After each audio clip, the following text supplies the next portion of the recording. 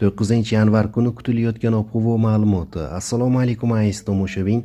Kanalimizda birinchi marotaba bo'lib turgan bo'lsangiz, obuna bo'ling va bir dona like tugmasini bosib qo'yishni unutmang. Diqqat! 9-yanvar kuni respublika bo'yicha yog'ingarchilik kutilmaydi. Ayrim joylarga tuman tushishi mumkin. Toshkent shahrida harorat kechasi 0,2 daraja sovuq, kunduzi 9-11 daraja iliq bo'ladi.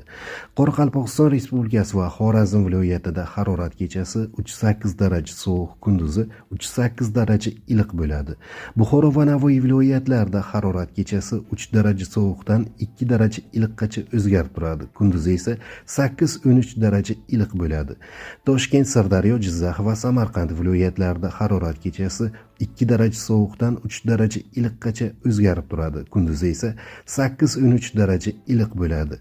Qashqadaryo va Surxondaryo viloyatlarida harorat kechasi 0,5 daraja sovuq, kunduzi 10-15 daraja iliq bo'ladi.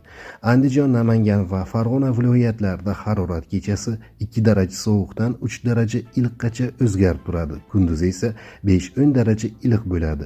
Tog'li hududlarda harorat kechasi 0,5 daraja sovuq, kunduzi 2 daraja iliq bo'ladi.